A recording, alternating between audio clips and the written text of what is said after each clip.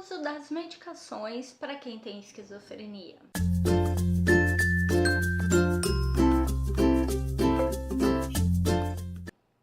Olá, tudo bem? No vídeo de hoje eu vou falar sobre as medicações para pessoa que tem esquizofrenia.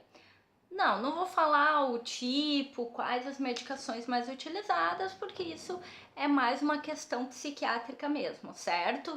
E tem que ver uma série de fatores antes de receitar uma medicação, então não é esse o foco.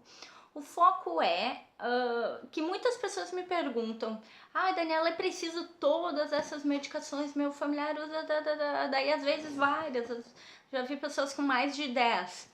Sim, gente, é normal. Por quê? Porque às vezes precisa de um antipsicótico para os sintomas positivos, que a gente chama, né, os delírios e as alucinações, para essas questões. Mas daí o paciente, por exemplo, tem alguma questão depressiva também, então ele vai precisar de um outro remédio para ajustar aquela questão, porque o antipsicótico pode ser que não seja tão bom para isso.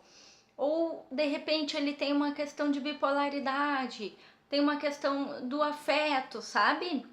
Porque a maioria dos remédios eles são melhores para os efeitos positivos, para os sintomas positivos, e não tanto para os negativos, como eles são os mais difíceis também, sabe? Então, às vezes, precisa de um remédio para isso, daí precisa outro para sono, porque muitos não têm sono, então precisa um para sono, sabe? São N fatores, por isso, então, precisa sim. Tá? Mas o que eu sempre recomendo quem me pergunta? Se tu tem dúvidas, conversa com o psiquiatra do teu familiar. Pergunta para ele por que todas aquelas medicações, para que serve cada uma.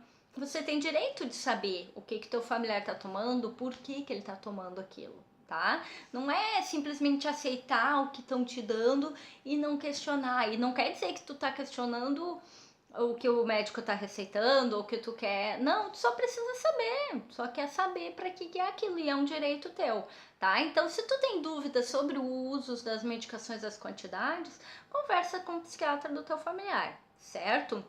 Outra questão das medicações é a dificuldade em administrar. Tá? Como vocês já sabem, nós já falamos aqui em vídeos, para eles é muito difícil aceitar o que eles têm, e assim como a medicação também. Então, se eu não tô doente, por que eu vou tomar remédio? Para eles a mesma coisa. Então, na cabeça deles, eles não têm nada, então eles não precisam tomar remédio. Então, por isso dessa dificuldade deles aceitar. E aí, Daniela, o que eu faço então? Bom, aí é aquela questão toda da negociação, de ir insistindo. No início, tem pessoas que são contra. Eu acho que no início até é válido de colocar escondido em um pouquinho de comida, que ele vai comer tudo de uma vez para tomar a medicação, tá?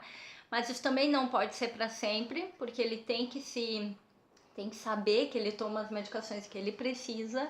Tem pessoas que são contra, e aí vai de cada um, tudo bem, mas depois, outra questão, assim, eu sempre digo, às vezes também tu tem que usar, né, uma manhãzinha, vamos chamar, ou talvez uma pressão psicológica. Olha, fulano, se não tomar as tuas medicações certinho, tu vai passar mal de novo, tu vai, sei lá, se a pessoa se agride ou agride outras pessoas, ou não sei, sumiu, se perde, sei lá, o que acontece com o teu familiar, tu vai usar e vai dizer pra ele. Se tu não tomar, tu vai ficar mal de novo e aí tu vai ser internado. Porque muitos não gostam, né, de ser internado, fica longe da família, tudo isso. Então, tu tem que deixar ele ciente de que se ele não fizer certo, ele vai ficar mal, né, e que tu vai internar, por quê? E aí tem que dizer, eu vou te internar, porque aí vai ser bom pra ti, porque lá eles vão te cuidar, tu vai fazer todo o tratamento, babá, entende? Não dá pra esconder as coisas dele. E aí é muito na questão da negociação, ou às vezes tem alguns que, olha, tu quer sair, ou tu quer fumar, tu quer comprar alguma coisa, se tu fizer o teu tratamento certinho, a gente vai comprar, se não, não. Porque ele tem que ir, pelo menos no início, tem que ir por esses lados, sabe? Negociações, trocas, porque lembra sempre disso, de que ele não se convence de que ele tem a doença, porque para ele não tem doença, para ele é o outro que tem alguma coisa errada, certo? Então essa questão da medicação é complicada mesmo também. Não existe uma fórmula mágica para dizer assim, eles vão tomar. Não, não existe. Alguns demoram mais, outros demoram menos, depende muito, tá?